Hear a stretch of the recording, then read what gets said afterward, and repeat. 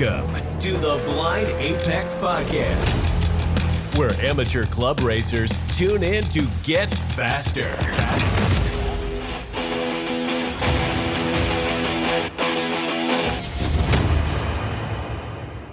And this is the Blind Apex Podcast. On this episode, we're going to talk about fitness, nutrition, and how it impacts your racing. Joining me to discuss this topic is a personal trainer, racer of only the most economical grocery getters, and the host of Driven to Compete podcast, Carey Rouse. Welcome to the show. Thank you. It's a pleasure to be here. So,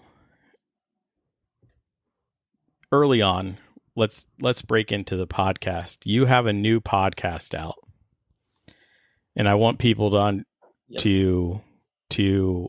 know where to find you and know where to sign up for it. I don't want to bury it because I think it's important. You're new starting out.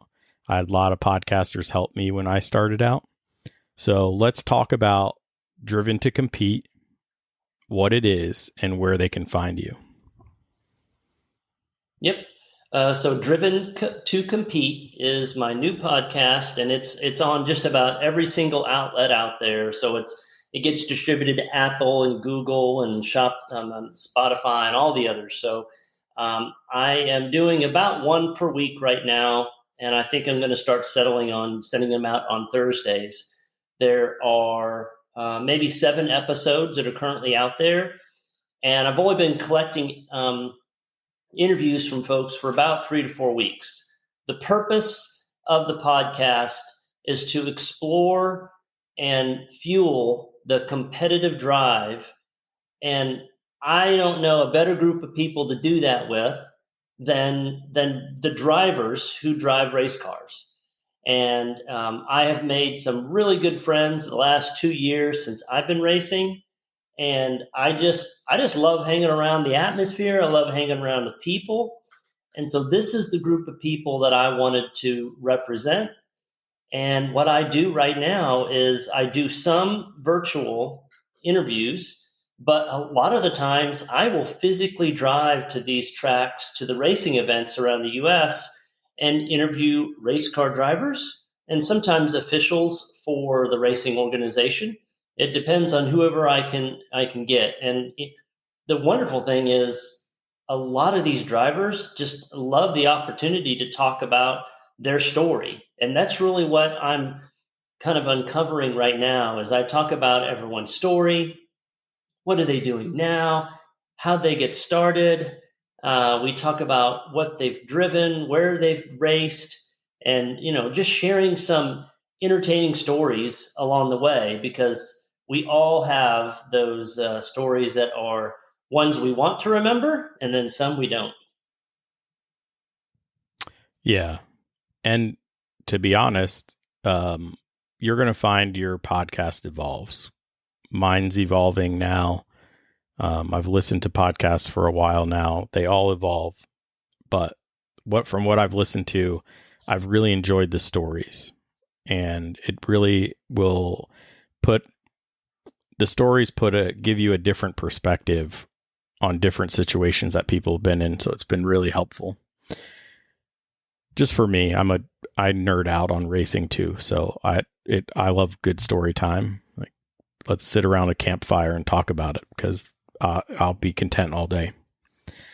You and I actually met because you were promoting your podcast on the B-Spec forum, because you race B-Spec. And then you and I started talking. Yep. And I wanted to provide my experience. I don't have a lot. This is a new podcast also. Not as new as yours, but I wouldn't call it a seasoned podcast. But I wanted to share my experience because just starting was a little rough. And then we were talking, and I knew one of the topics I wanted to cover was this health and fitness.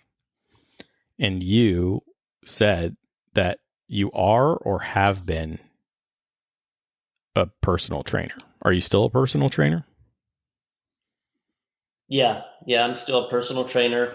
I don't have a lot of clients right now because it hasn't been my focus. But Mhm. personal training is something that I've done. I've done full time since this past summer, and then I've done it part time for almost 20 years. I started back in Okay. 2002.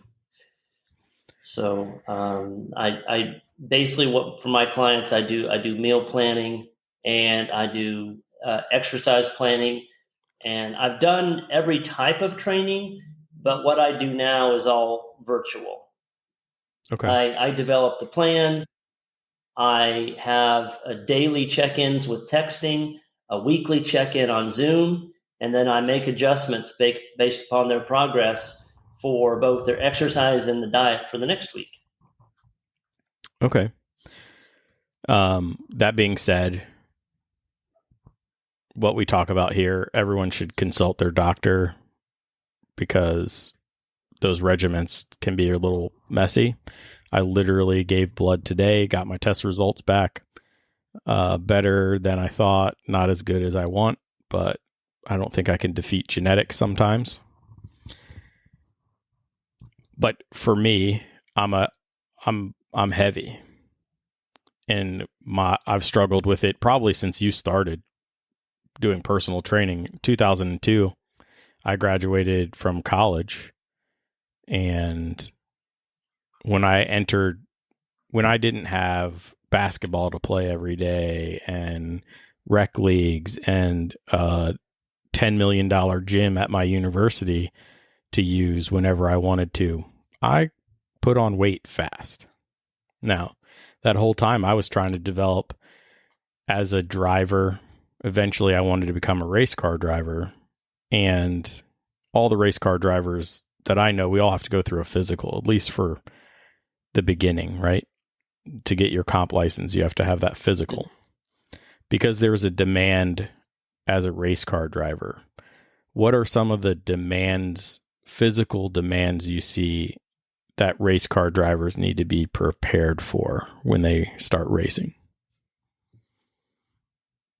I think the by far the biggest one is dealing with heat, and dealing with heat in an environment where your heart rate is already high, and being able to try to dissipate that heat or be able to work through the heat when you're in the car.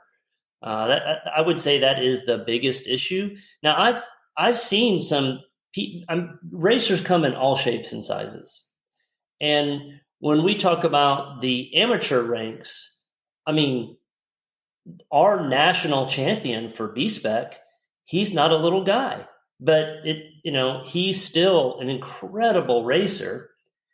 But if you're racing, especially in the South, and try not even to do any in the summer, the heat is the biggest deal, and just the more extra weight that somebody has on themselves, the more uncomfortable they're going to be in the car, and it gets beyond uncomfortable, right? It gets dangerous when it gets so hot.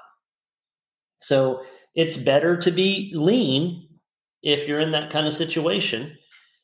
The other things is just if you think about the movement of your hands and the G forces and the movement of your neck, and then the constant pedal work with your feet.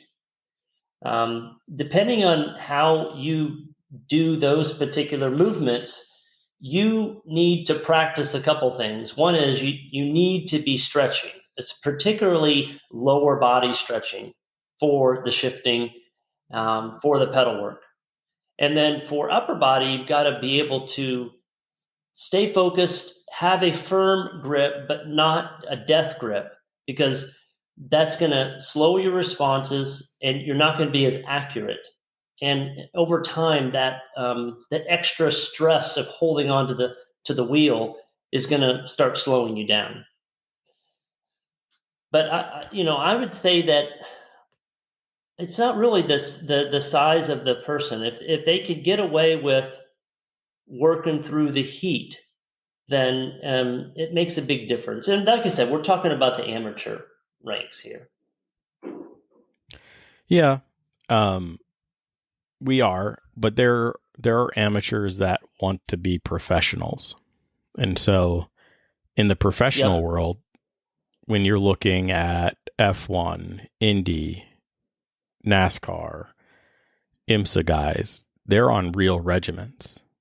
They have diets, they have exercise programs, and I can 100% attest to the stretching program. And I can't emphasize enough the heart rate thing, because I wear my monitors while I'm out there. I mean, I'm okay, but I'm not sure I would still share that with my physician. I think she would change her mind sometimes. I mean, I'm in the, say, 160s peak, right? In the car. And the irony is it's usually during the warm-up lap. And I settle down before the start stand somehow. I don't know what I do, but I do.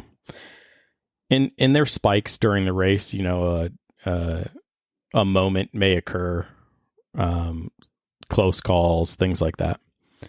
So there'll be some spikes. But when you look at the average, it's in the 140, 145. But my first year racing, well, it wasn't that way. I think I was averaging like 165, which is pretty up there for my age anyway. I'm 43. Yeah. So I had to work on it.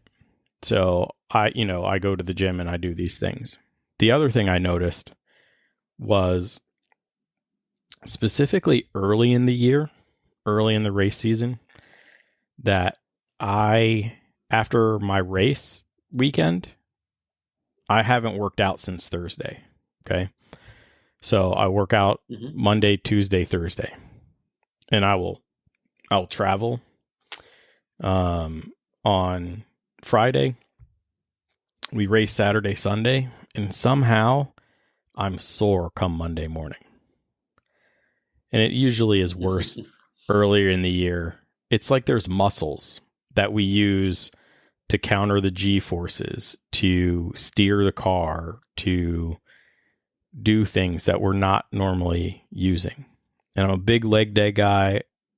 My motto is the only way to make Mondays better is to make leg day on Monday. That way, at least you're having fun when you go to the gym, right?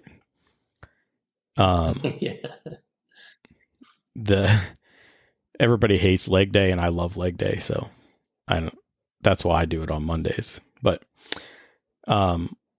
it does take a toll on your body. And so to me, there are other demands, right? You need to, assuming your seat fits well, you still have to hold yourself up, you still have to hold your neck up. Like you said, some of us are cheap and we didn't buy really lightweight helmets, and our helmets are another half a pound. Well, under load, that becomes 1 whole pound, right? Because we're pulling at least 1G. Some people are ridiculous enough to take power steering off their car or not convert it to electric power steering, or they can't because of rules. And then they run gigantic R-Comp tires. Well, in the paddock, you're probably working way harder than you think you are. Getting to grid, you're working way harder than you think you actually are. And there's a lot of things. But I know for myself, I had chronic back pain. Even after my surgery, I had back pain. And my wife, she's an occupational therapist, and she just put me through some basic stretching. And I'm telling you, within 2 days, like, it was thousands of times better. It was to the point where I was like, do I need to chew on Advil every day? And then 2 days of stretching fixed a lot of stuff. So I hope people don't overlook that, because you brought it up, and I think it's really important. It's easy to not do that because it's boring for a lot of people, and so they just don't do it. The best way to incorporate that is to have it as a very, very specific part of your workout, or in between reps that you're doing when you're lifting weights. That's what I do, because some of that stretching stuff, because you don't feel it immediately. I mean, when you're pushing a heavy weight, you feel that immediately, but you don't necessarily feel the end result of stretching right away. So there's this delayed gratification, and you just got to have the discipline to do it. Yeah. I feel it, and maybe it's just my out of shapeness, though round is still a shape. I feel it within an hour or so. So if I go to the gym and I either do my cardio or my weight routines, and then I go upstairs to my office and I sit in a chair without stretching, oh boy, that you'll feel it then. I promise you. At least I do. But if I do stretch, things are much better. And I think it's very overlooked. I also... Are you stretching? Go ahead. No, go ahead. We'll go down. I want to keep down the stretching route a little bit. Yeah, I was going to ask you, do you do your stretching after your workout, or do you do it before? So, I will do like a 5 minutes on the treadmill to warm up before I lift. And I will do some basic stretching, especially say leg day. I do a lot of like hip movement, hip stretching because I do a lot of squats on leg day. And then I basically do isolators and squats on leg day. So I do hamstring only, calves only, and then quads only, and then I will do squats, and I just do a circuit. But I work a lot on getting my hips to open up. After a lot of encouragement, I struggled. I struggled a lot, especially doing legs. So I was told I need to do this, and so I started doing it. And then afterwards, I do a lot of simple things. On the cool down, I do like a legs up the wall, and then you contort your legs in certain ways. That helps just stretch things out while my body cools down a little, because I'll point the fan at me.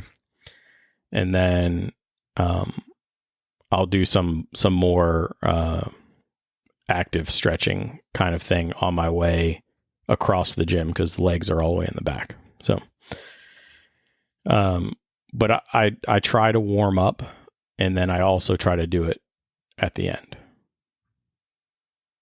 Yeah, and I'll do it at my desk too. I think so. That's the perfect way to do it. So you should be warming up first, not stretching first.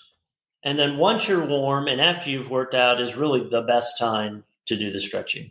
So I think you're doing the right thing. I mean, I try it. I haven't hurt myself, knock on wood. But I've definitely unracked weight and put it right back on the in the rack. I'm by myself in the gym, so I think it's really important that if you're working out by yourself, that you start to really learn your limitations. Because I work out by myself, and I used to put big weight for front and back squats, and I no longer put huge weight up, but I put decent weight up. And when I tried one day, I was like, let me rack what I used to throw up there. I used to do sets of 10, and I just wanted to see if I could do one. And I unracked it, and I took a step back, and I was like, nope, this is going back on the rack, and I'm taking it off. I don't need to hurt myself. Hurting myself training means, at minimum, being uncomfortable racing. So you need to do it. I believe everybody needs to work out for their long-term health anyway. Longer you're healthy, the more you can essentially afford to race. Medical bills are expensive. And so the healthier you are, the more likely you'll be able to race. But I just refuse to hurt myself working out. So I try to take a very methodical approach doing it. But stretching is definitely key. I thank my wife for browbeating me with that. And then also, my friends who were like, yeah, you need to work on your hips because your form sucks. So. Yeah. how do you split up your workouts? I mean, you obviously have Monday leg day. Then how do you do the Tuesday and Thursdays? So Monday, I actually do legs and arms on the same day. And part of my So legs, would the arms include triceps and biceps? yeah, triceps, biceps, um, and then I do forearm rollers and I do my leg circuit also. I basically do my leg circuit, then I do my arm circuit, and then I go back to legs, and then I do arms, and then vice versa. And then part of my legs is I do kettlebells because I don't want to ignore my core at any day. So I do kettlebell swings, trying to go pretty deep with the squat that I do with the swing. So, and that actually helps me sort of, instead of pressing big weight with a squat, it helps free up my joints and stuff if I'm starting to get stiff from lifting heavy. So that's how I approach Monday. And then Tuesday, things on Tuesday is chest and back, which I'm thinking about moving to Thursday because my arms are so nuked usually that I don't get to work so hard on Tuesday. So I do chest and back on Tuesdays, and on Thursdays I do an hour of cardio. I do it at a 15-degree incline at 3 miles an hour because my wife's favorite passion is backpacking. And I feel like the uphill to go up the mountain is always 10 times longer than coming down the mountain. So I train uphill basically all for an hour on Thursday. Well, you're getting everything in. You also do shoulders on Monday? No, I get my shoulders in probably on Tuesday. Chest, back, and so shoulders. Chest, shoulders, back. Yeah. Got it. Well, you're hitting all the muscle groups. Some people don't even get to do that, and you've managed to split it up into most of the weight training is on 2 days, and you've got your cardio on Thursday. So, I guess you were saying you were thinking about moving the chest, back, and shoulders to Thursday. Yeah, because in the bench and some of the other work like lat pulls and things like that, I don't feel like I get to work my lats because my arms aren't there because they're still nuked from the day before. So my wife and I would suggest doing that. My wife and I were doing some competitiveness with weight loss. And I did it last year with a couple of guys I raced with. And so my trick is weigh-ins on Friday morning. So I never wanted to lift on Thursday because my muscles would hold way more water to rebuild when I weighed in on Friday morning. So I just tried to leave weightlifting to the beginning of the week so I could cheat the scale. But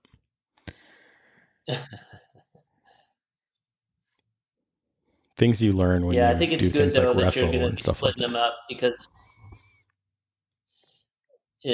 one of the things that I try to design the workout plans in a way to where you aren't I mean, you got to rotate if you can. If you have enough time to rotate, push, push, and then legs.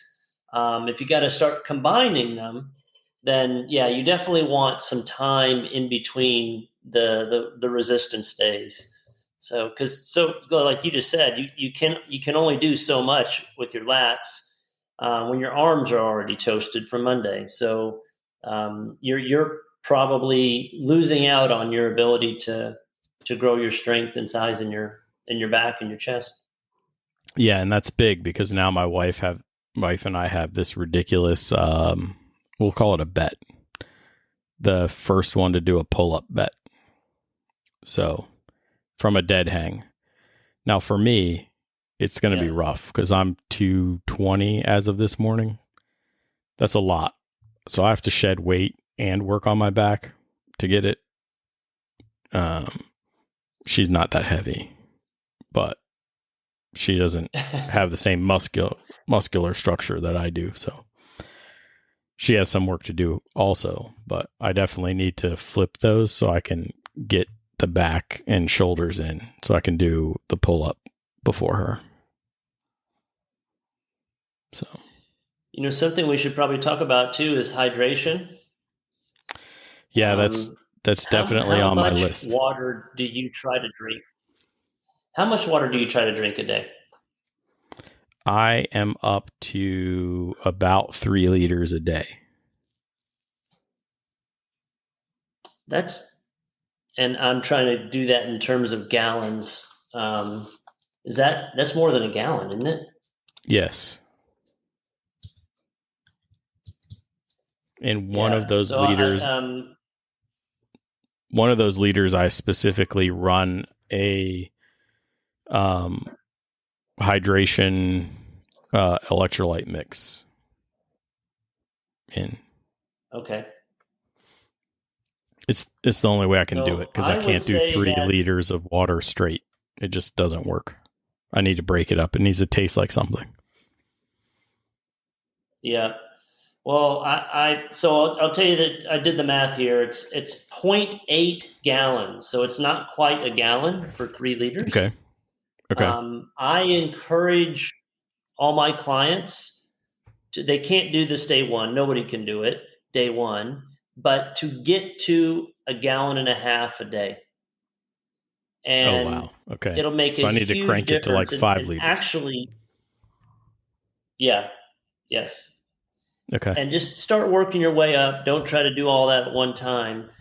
And it's amazing what the body does. When you start feeding it that much water, what it does is it realizes that you don't need that excess water that's between your skin and your muscles that it's storing now. And you're doing a pretty good job. And 3 liters is a lot for most people. But when you increase it to close to 1.5 gallons a day, your body's actually going to drop some of the excess water that's in your body because it thinks it doesn't need it anymore because you're feeding it so much water. So it's interesting how your body works like that. Also, there's all kinds of health benefits from drinking a lot more water, and adding something in it like electrolytes is totally fine. What I do is I use some sugar-free instant tea that I just put in. So I basically make tea out of the water, and most of what I drink during the day is that. Yeah, I'm trying to reduce my caffeine and my weight so I can get off these blood pressure meds. So yeah, that's where none of the everyone's stuff I have a little has different. Caffeine. Okay. Yep. Yeah, hydration's been big for drink me. Much caffeine. I know guys who live off of it. So my wife being a person who lives off caffeine. But hydration is huge to me because, well, one, I've been able to feel not being hydrated. I just know when my body's not hydrated enough. It's something I was fortunate to learn growing up, playing sports, doing those types of things, being active. But researching it shows that being 3 to 4% deficient in your hydration levels can reduce your reaction time. So when we're at the track and we're not pounding enough water, or God forbid we had too many adult beverages the day before or the night before, we're at a detriment. Now I know the guys I race with are probably either turned me off after saying that or throwing their phone or something. But it's not helpful. Now, I'm telling you, those guys can drink all the adult beverages they want, and they come out and they're still killers the next day. And I don't know how they do it, but there is, scientific studies that show when you're dehydrated, your reaction time's down. So, yeah. And then now you and I do sprint races, so they're not that long, but sometimes you get in the car a little early. You may sit there on grid a little bit longer than expected. Then you got a 35-minute race. You definitely don't want to be too hydrated. Then it becomes uncomfortable in the car. Yeah, I won't. I'll say it. I'd rather pee my suit than pass out from heat exhaustion. Yeah. We do 35 or 40-minute races on Saturday and 45-minute races on Sunday. Sunday afternoon. Okay. And mind you, our cars they're a little different than, say, the B-Spec car, which the rules are a lot tighter on. But we're trying to keep air out of our car. We want the air to go around our car because the air that comes in our car just slows us down. So we minimize airflow. I don't have holes in my firewall that aren't plugged. Okay. I don't have holes in my floor that aren't plugged. So say at VIR, they do something called a code 35. When you have to do 35 miles an hour around the track, there might as well be no air coming into your car. So maybe you got a delay on grid, and then you're sitting under a 2, 3, maybe a 4-lap caution. A 4-lap code 35 at VIR is going to be half of your time with no airflow. It's one thing at speed. I have a cool suit in my car because Virginia, I don't know where you are in Texas. I hear, Galveston, all that area that you get humid. In Virginia, it'll be 100 degrees and 100% humidity, and there's not a drop of rain in the sky. It's putrid here sometimes. So I have a cool suit, but when I'm going down the straightaways, I don't need a cool suit. There's enough airflow. But as soon as I'm not racing, I hit my cool suit for the warm-up lap. And if the race goes green the entire time, I hit my cool suit when I come off the track. My cool suit's more important when I'm in impound, sitting in my car in the sun. That's been where it's been run hard for 40, 45 minutes, baking me. It's more important there than it is when I'm on the track. I forget about it when I'm on the track. I have other things to worry about.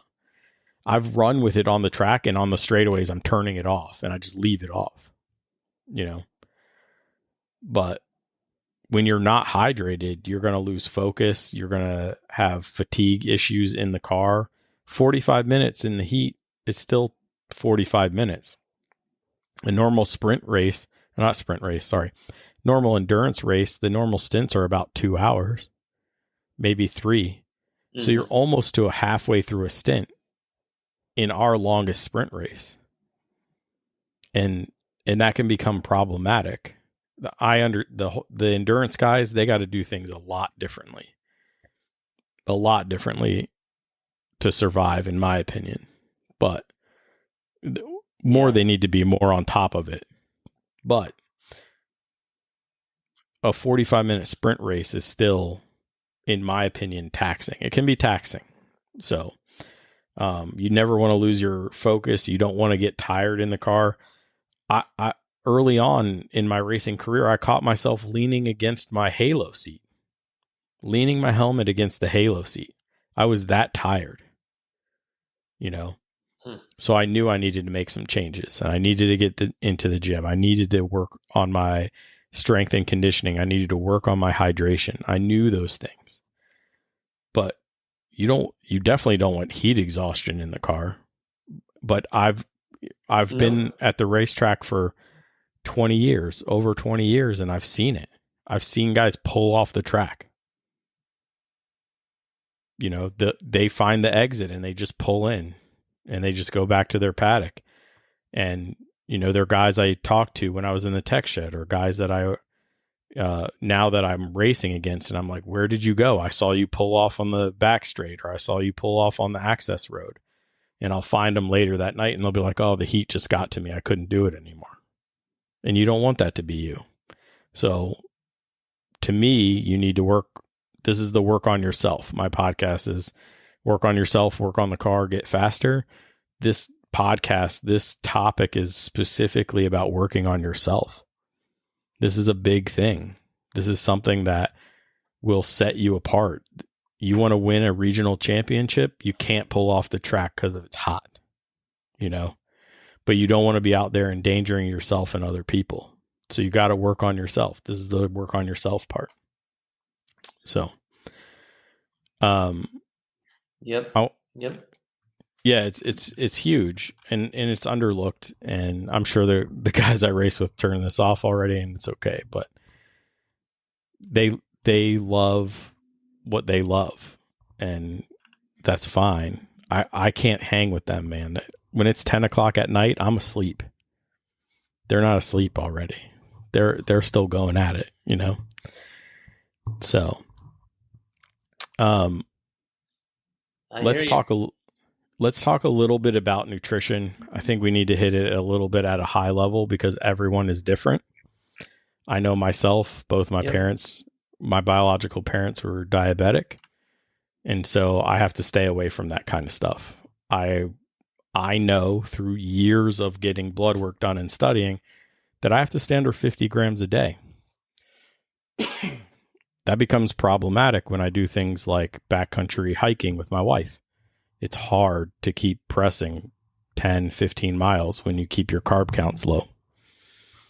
But in general, what's the nutrition recommendations that you have for some of the folks that are racing that you train? So I like to use a breakdown of carbs, protein, and fat of 20% carbs, 46 or 45% protein, and 35% fat. That is the breakdown that I suggest starting with all of my clients. Now, if somebody came to me and they said, hey, you know what? I'm a cyclist, or I'm an ultra distance runner, then they're going to get way more carbs than that. But for the normal person with the normal amount of activity and not too much long extended periods of working out, that's how I'd break it down. 20% carb, 46% protein, 45% protein, 35% fat. And then, of course, the number of calories that you want to get to for the day is going to be completely dependent on your age, weight, gender, height, and also your activity level and your current body type. Are you already really skinny? Are you somewhat normal? Are you a little heavier? All those things factor into essentially an equation that gives you at least a starting point, because all it is a starting point. And like you mentioned, every single person, even if they look and they have the exact same body type, they don't have the same metabolism. And you just can't know what that is unless you do a really expensive like metabolic test. It's much faster just to use an estimate, start someplace, and then adjust accordingly. I usually try to continue to cut carbs until somebody tells me they're just too weak to do anything. And we don't necessarily go that far, but when they're getting pretty weak and they just don't have the energy to push the weight anymore, then we've kind of bottomed out on the carbs, and that's probably where I'll keep them a little bit higher than that.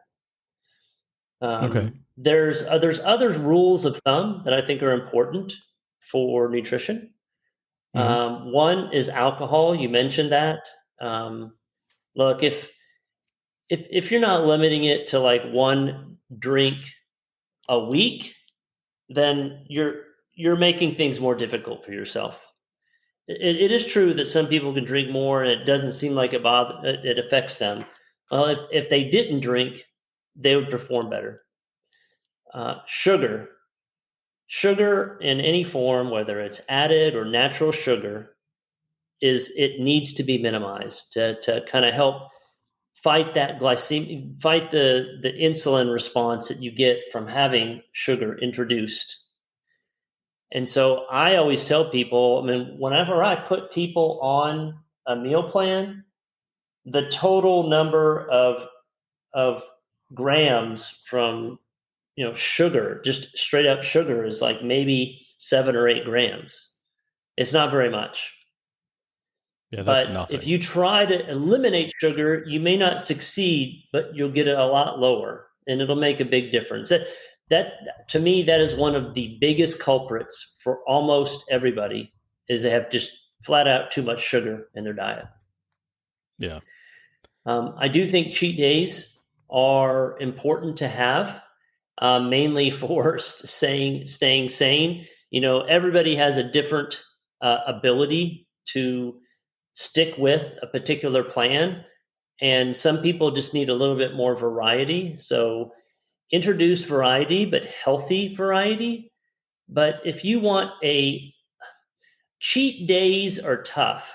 And what I mean by that is you kind of splurge at breakfast and lunch and dinner and everything. That's a whole day. That is not good. That'll completely set you back for the whole week that you've been working hard for.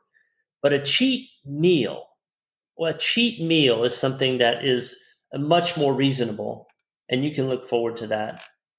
And another item is timing. I tell people to consume most of their carbs right before and within a half an hour after doing their heaviest physical activity for the day, if they can do that. And we're just talking, we're talking about carbs, so it's the lowest thing that they have anyway, but that will help give you energy to get through the workout. But most importantly is the carbs afterward, because your body, for that half an hour after the workout, has an enhanced state of absorption. And if you introduce extra protein and carbs during that time, you're going to be able to refuel the glycogen in your muscles, and the protein is going to be used to help rebuild muscle. And then I'm always a proponent of supplements. Everybody has a different ability to be able to take supplements, but it's very, very difficult to get all the protein that you need in one day from and never supplementing. It is really hard. And so what's likely happening are most folks are just simply not getting enough protein.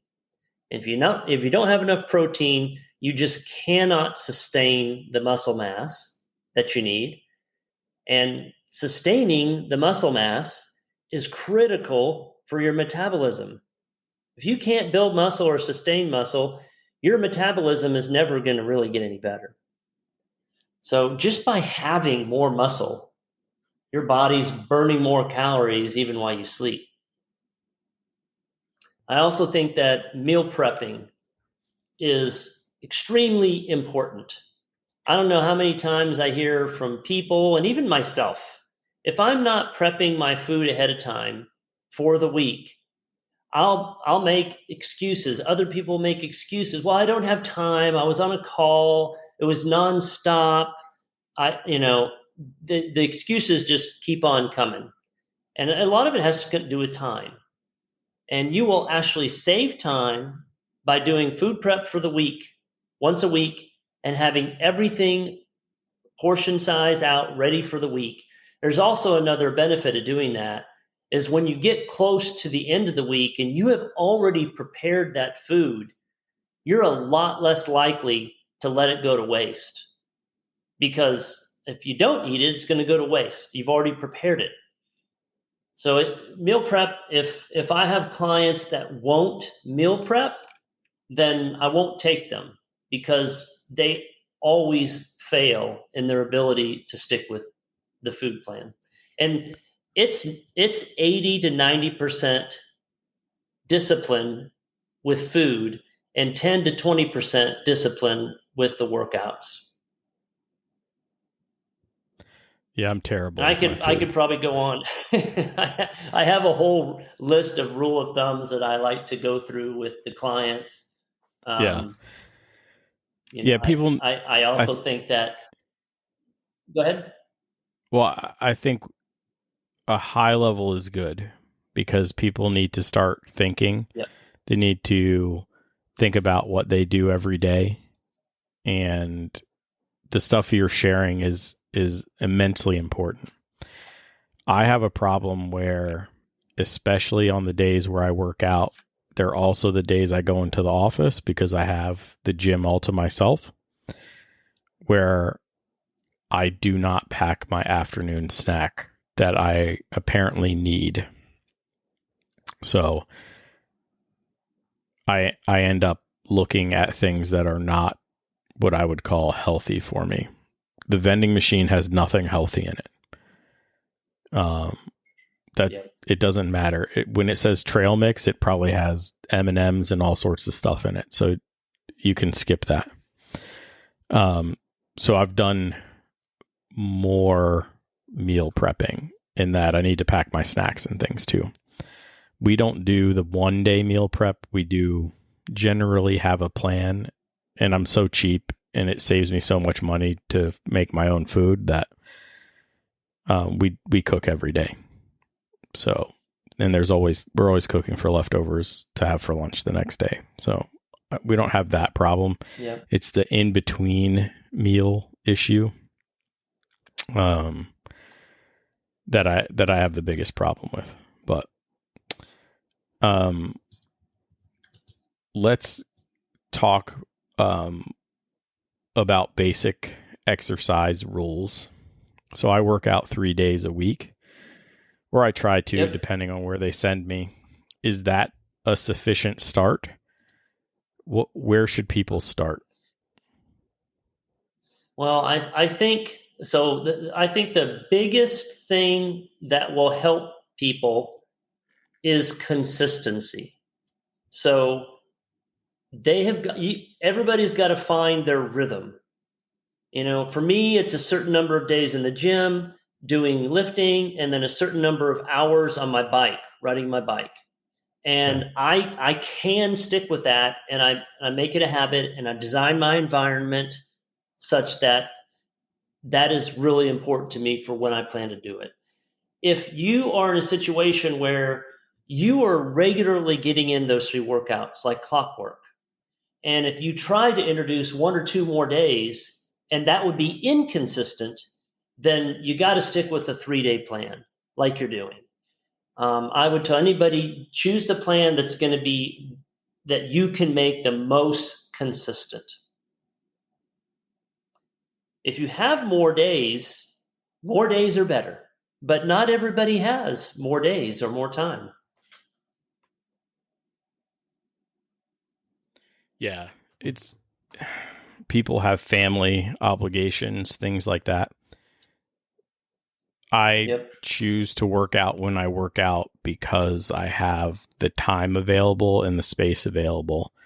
I think being opportunistic, but consistently opportunistic, will get you on the right path. I'm obviously no professional, so I just think when you're opportunistic and you identify those areas, that opportunistic part will let you make it consistent. And you're right, the consistency is very important.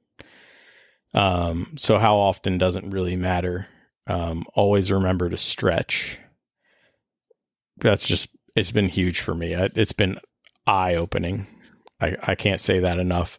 I have lots of friends who are like, are you stretching? And I was like, absolutely. And then I tell them what I'm doing and they're like, oh, I need to try that because, I still have back pain or whatever. So, Uh, I would mention one thing about the how to split up the workout and doing 3 days. I mean, if it's working for you, great. But I generally tell people if they're going to have a leg day, go all in on legs. And then if they only have 2 more days to work out, then do a push day and a pull day. But in your situation, you're really getting all of your fitness training done in 2 days. So you had to combine it in the way that you've done it with the cardio, 1 hour of cardio on the third day. So um, I always try to tell people to try to mix in the cardio into your other workouts if possible, and try to alternate push and pull, because that gives you, I mean, the way I look at it is you can hit one body part per week super hard as long as you didn't hit it, by doing some other ancillary exercise the day before. So your example is a perfect one. If you're doing biceps on Monday, man, that's got to make back on Tuesday super difficult. Yeah, it does. I need to move it. One thing is, I've had to move it around a little bit just because of time frames and things like that. And, I don't always have an hour. And so I can do my shoulders, chest, and back in about 30 minutes if I push hard, and I can do my legs and arms in about 40 or 45. So it's all timing based. When I do leg day, I do leg day hard. I do leg day way harder than I'm doing my arms. And I'm not sure I need to change that, but I'll figure that out. But when I do my cardio the next day, it's harder. But when I'm done with my cardio, my legs function normally. Where a normal Tuesday after leg day on Monday, they're not functioning normally. So it does help loosen them up and get things flowing again. So, yep. But again, you should probably consult a professional or a professional like Carey here. How can they reach out to you if they want some help working out, since you're doing mostly virtual visits? There's the driven to, I mean, I'll answer anything wherever it comes from. So driven to compete, I have a website. It's driventocompete.com. The podcast is you'll find it called Driven to Compete on YouTube. If you do the @ symbol, then Driven to Compete 1. There's a long story about why I couldn't get swiped it. Get it with it. No, I have it. I have it when I originally signed up on something else, and I canceled it. But you locked yourself out. And YouTube isn't smart enough. That's right. I locked myself out. So, but anyway, that's one way to get a hold of me. Otherwise, my personal training business, where I also, by the way, I sell CBD products. So I sell CBD products for relief, and I really have 3 of them. It is the tincture underneath your tongue for general wellness. It is a CBD pain relief cream, and that stuff works wonders. And that's why I'm selling the CBD, because it's helped me personally get through some injuries. And then there's also the CBD sleep gummies to help you sleep. So I sell those through my fitness brand. My fitness brand is called Rouse Fit. Rouse is my last name, just like house, but with an R. ROUSE fit.com. And you'll find all the different ways to get a hold of me there as well. Awesome. I work for the federal government, so I'm not sure I can take any CBD anything, but I know it has benefits, and I know folks that don't work for such strict employers that it could definitely help them. Again, Driven to Compete is the podcast. You can reach out to him through those channels. He has his Rouse Fit. You can reach out to him there. I really appreciate you coming on and talking about health, wellness, nutrition in general with the audience. We all need it. Even if we have it today, we need to keep sustaining it. If you're fit, it still takes work to keep yourself fit. You can't just ride on what you did 10 years ago. That's what I'm doing now. It's terrible. Doesn't work. Got to keep at it every day, week after week. Yep. Yeah, it's a never-ending battle. So I really appreciate you coming on the show. Con, thank you for having me. Absolutely. You're always welcome. There's definitely another topic I want to cover with you. I think it'll be interesting for the guys and gals and folks that listen. We'll get that on the books and we'll spread it out a little bit. I won't have you back to back. That's too much torture, but yeah, I really appreciate it. You're always welcome here. If you have a topic or something going on that releasing on the podcast, releasing for your fitness business, yeah, feel free to come on and we'll talk about it. I really appreciate it. Absolutely. Thank you. Until next time, keep working on yourself, keep working on the car, and let's get faster.